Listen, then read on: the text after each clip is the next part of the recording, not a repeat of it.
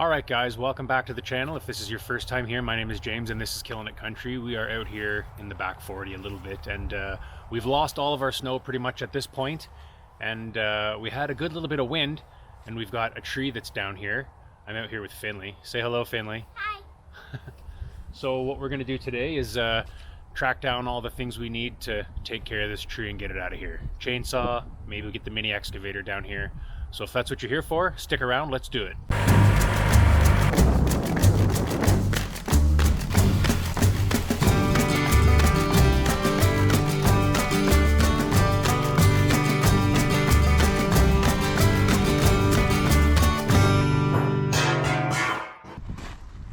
I'm going to try something a little bit different with my videos today and do a little bit of narration.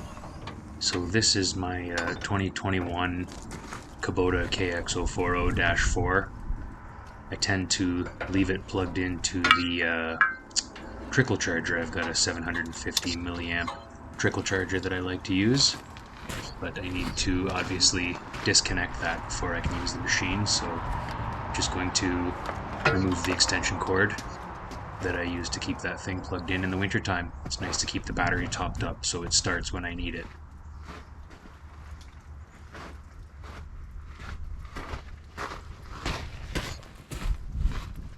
On this side of the machine, generally I like to check for mice, birds' nests, whatever. You can also check the level of the hydraulic tank on that side.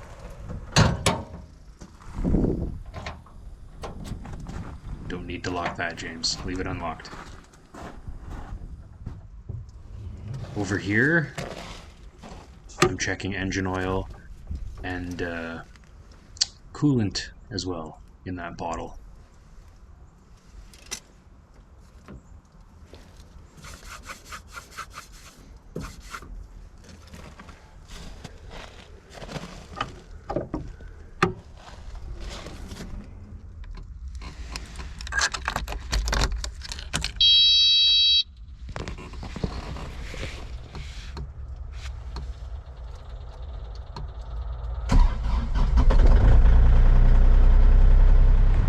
Alright, we got that thing started. Let's find a chainsaw. Oh, it's just a little busy in here. Not too bad, not too bad. Oh, that is fuel and oil. We know that. And I see a chainsaw back there somewhere.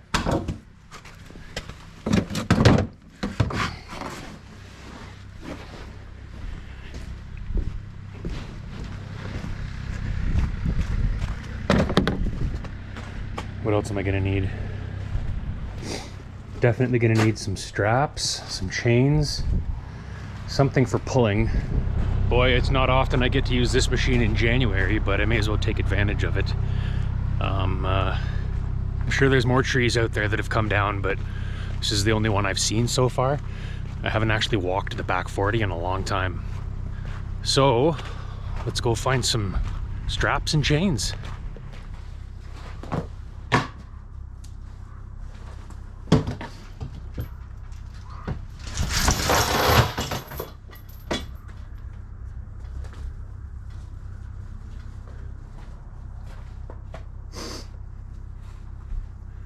Alright, so I've got some straps, and I've got these two shackles. These things are fantastic.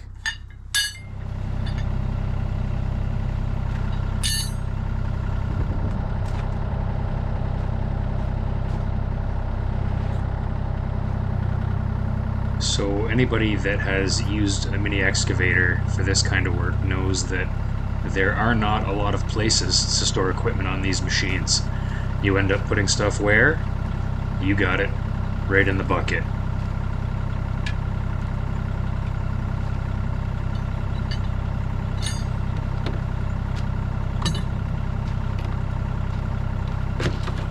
Now is as good a time as any to check this thing for chain tension, fuel and oil level.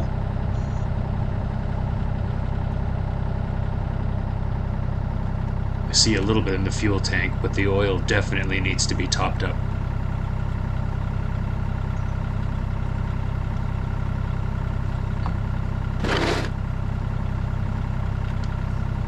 Normally I'd run around with that fuel can with me, but if I don't have to have it on the machine, there's no point in keeping it with me.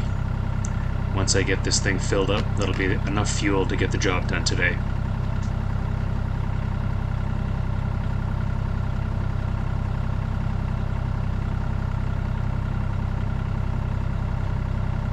Some of you might be waiting to make a comment about that Canadian flag hanging in the background. The same windstorm that pushed trees down on the property and played havoc on the flag. I'll get one ordered as soon as possible. I don't like seeing it like that any more than you do.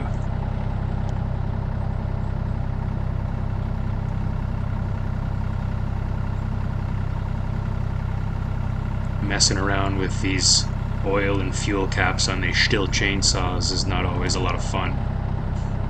I take great care in taking them off so they go back on exactly the same way. And since I'm at it, I may as well top up the fuel as well.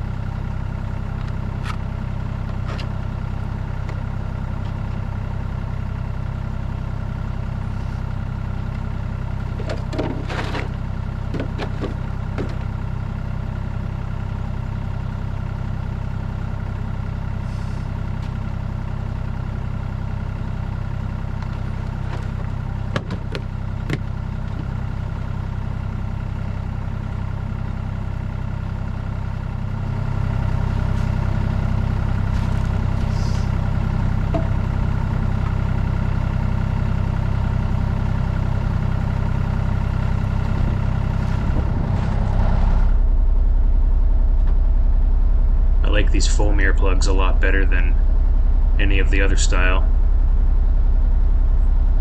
It's the only kind you can wear and not feel like you have something on your head. Also, I can wear my hat.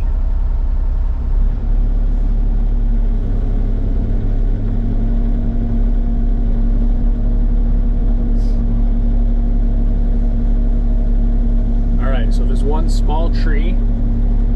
It's fallen down back there just at the entrance to my trail system. Let's take care of that first. Definitely don't need a mini excavator for this tree, but since we're going back there for the other tree anyway,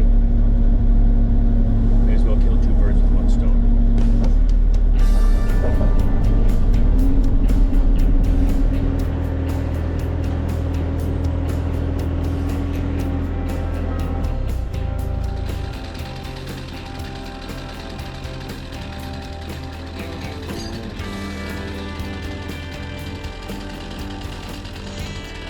Now, I am not incredibly proficient at operating this machine yet.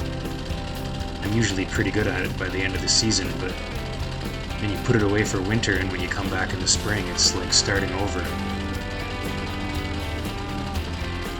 There's a lot of things to watch for. Like that.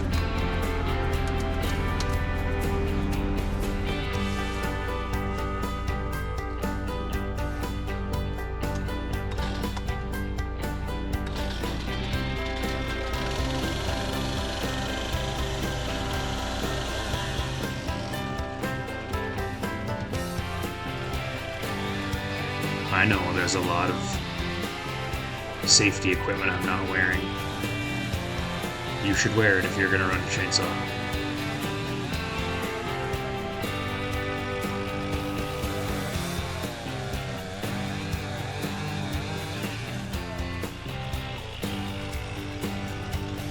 I'm going to leave these pieces cut up and off to the side of the trail. I'll remember where they are. I can come get them if I need more wood for the campfire.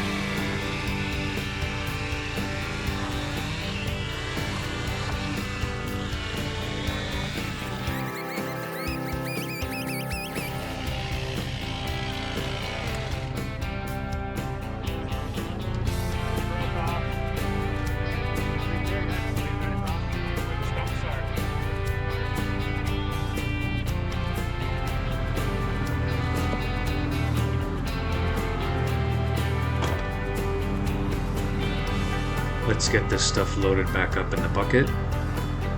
We'll head down the forest road and take care of the tree we actually care about today.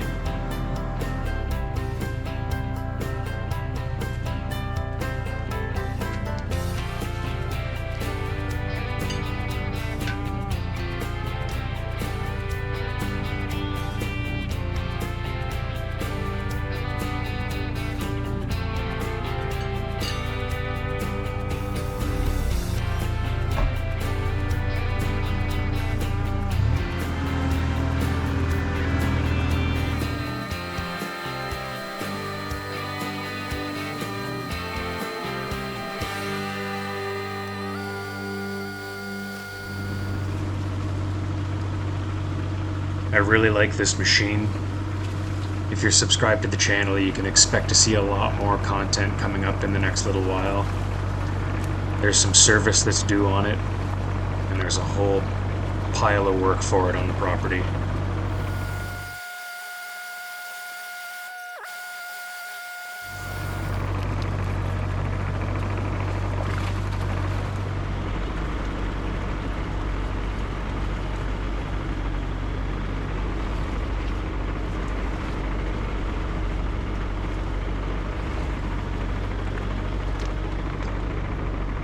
This is where the trail gets quite wet.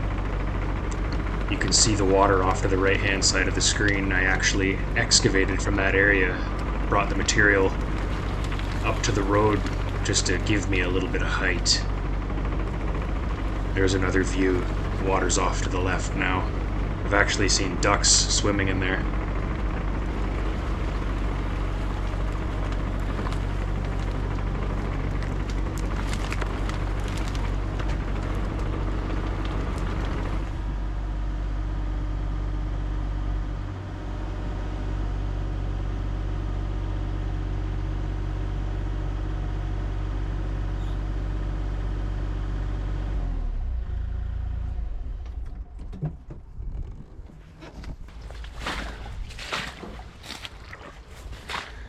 All right,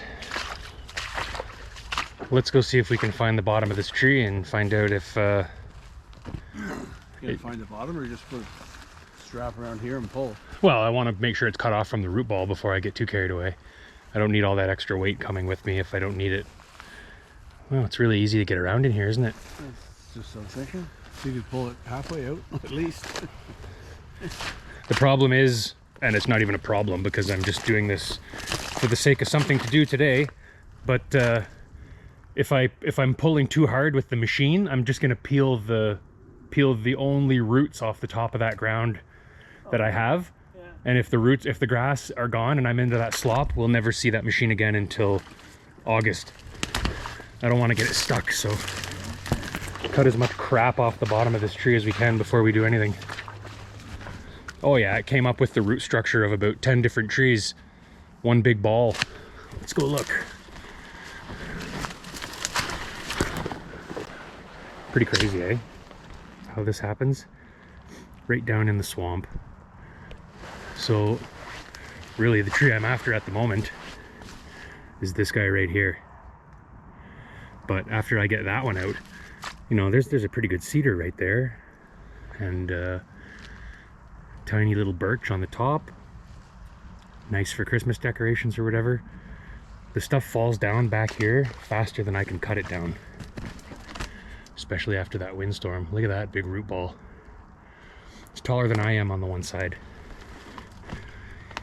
Let's see. See if I can walk in here without getting stuck.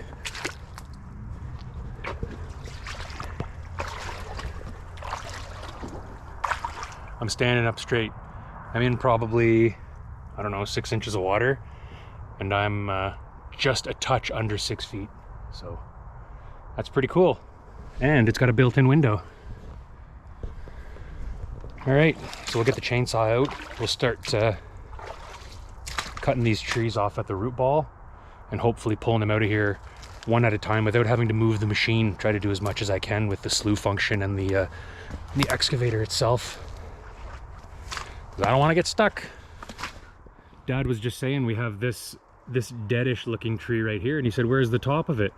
Well, folks, I think it's right there, laying in the top of this pile. So perhaps in the windstorm that came off, landed on this stuff, and was just all that was needed to take this whole pile of trees down. We had quite a bit of wind here earlier on.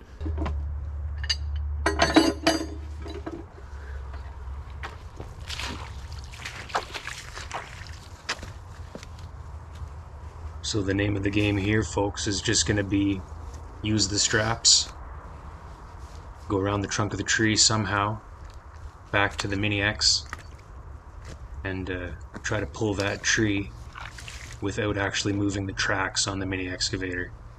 Get it as close to the machine as I possibly can, readjust the straps if necessary, and once I'm happy that it's close enough, we can hopefully get this thing out of here.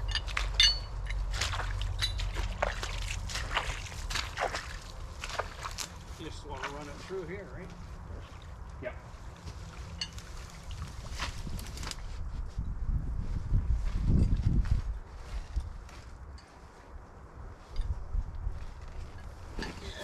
Just ride on the tree when you pull her out. There you go. Yeehaw! Even though there's no snow and it looks okay, it's still cold, I promise you.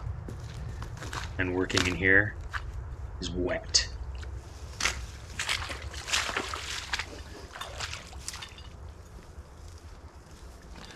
It's just starting to snow. I don't know if you can see that on camera. This is kind of a perfect day to work as long as we don't get stuck. If this tree had fallen anywhere else, I wouldn't even be worrying about it. But I'm hopefully putting a road through here and a culvert. Alright. Let's go cut that root ball off.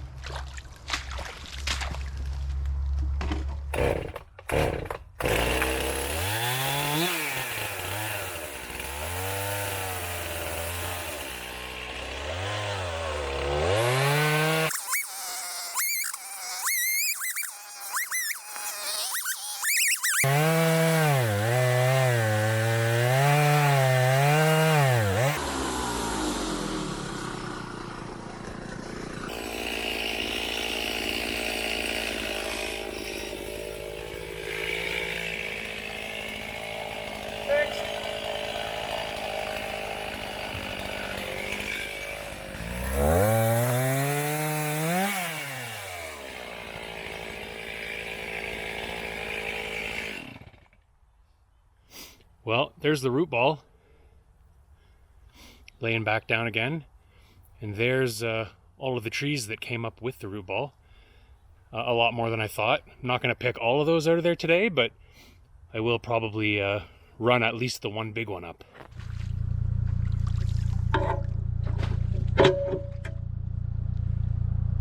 These straps and these shackles are definitely handy.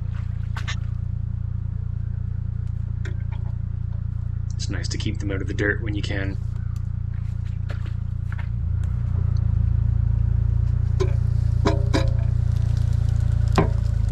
So the idea here is, you know, a balance between keeping the straps low to the ground for safety, but you also have to keep the down tree out of the tree stumps and everything like that. And you can tell when it's coming up tight.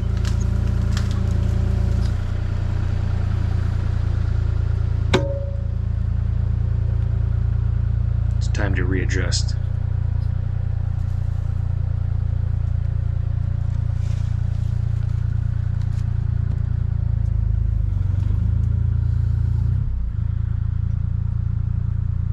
Realistically, these straps are well beyond their life expectancy and should be replaced. It's easy to overstress them beyond their design criteria. However, they're a lot nicer to work with than chains.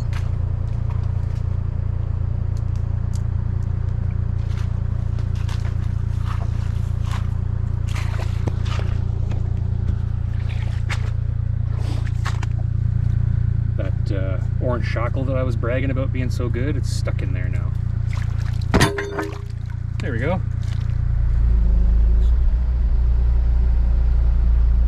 The nice nice part about these straps with their open ends is that when I have to make an adjustment, I can usually just pull up to the next available joint and then leave all the slack strap in the bucket.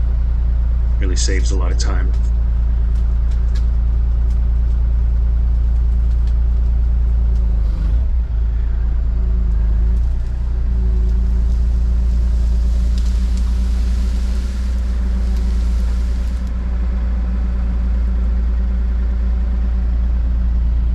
And that's about it for that pull.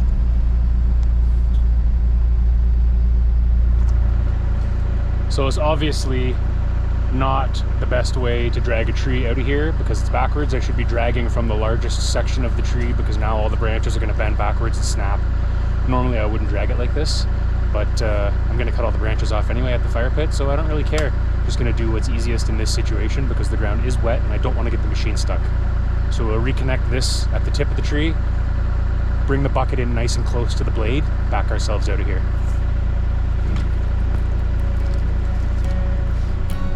Tip that bucket up a bit so I don't lose the saw. And let's give this a shot, shall we? So far, so good. I am starting to fog up a little.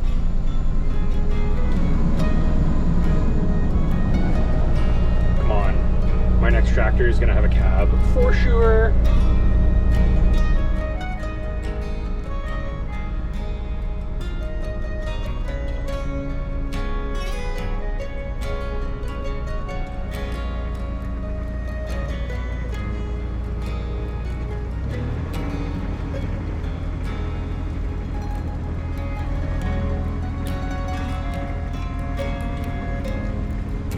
This machine is more than adequate to move a tree like this. I was really just concerned with getting stuck.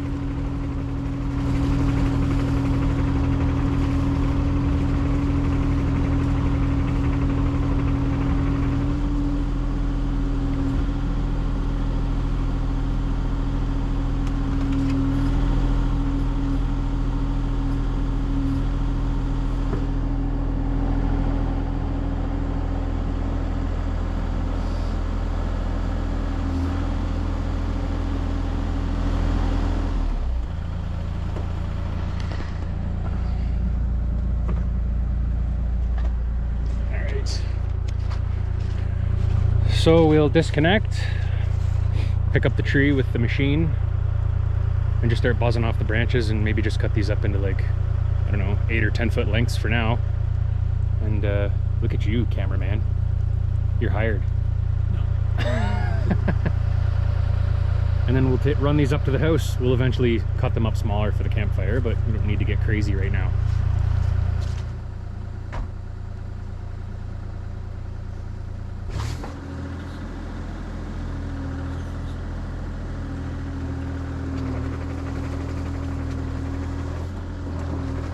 I'll try not to run over that chainsaw.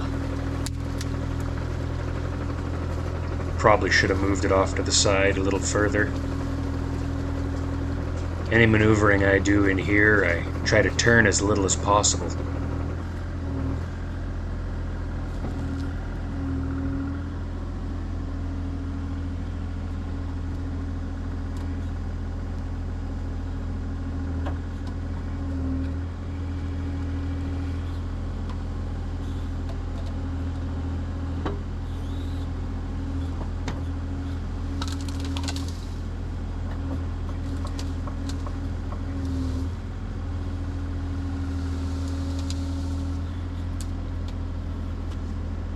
Alright, let's get that saw going.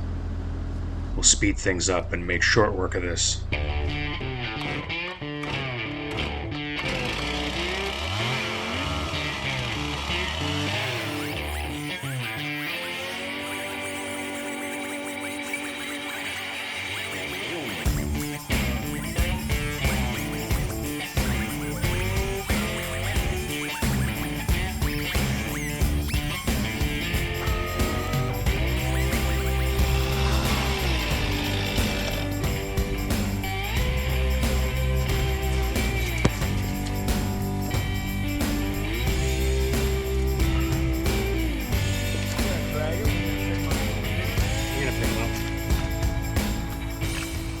The logs are small, but there's still too many of them to fit inside the bucket with the thumb.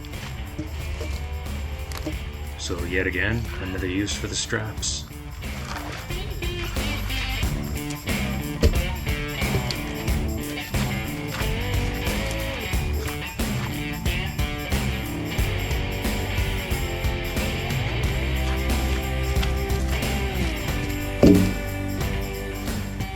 The snow is really starting to pick up. It's easy to want to take advantage of a property with no snow, but you have to remember it's still January in Canada.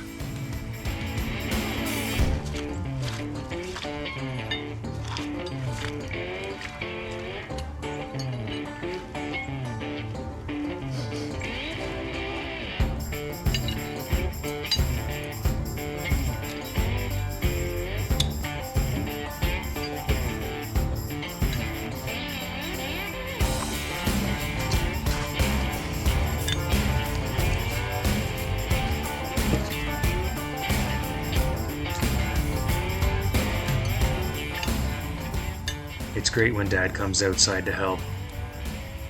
You never know when you might just need a second set of hands. When I come in here to pick this up, can you hook me on?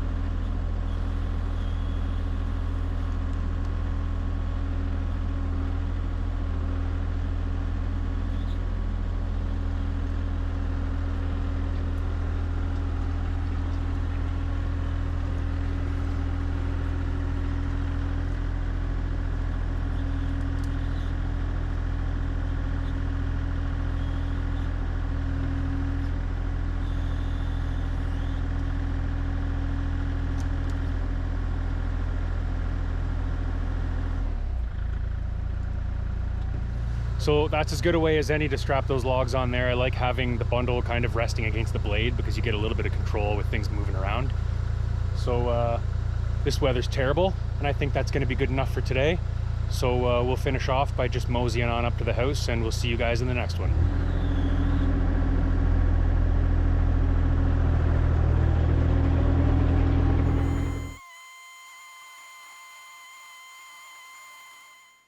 So this is the first time I've ever added this kind of narration to a video, so feel free to let me know what you think. If this is something you enjoy, I can do this in the future. Thanks for tuning in. Take care, and we'll talk to you guys in the next one.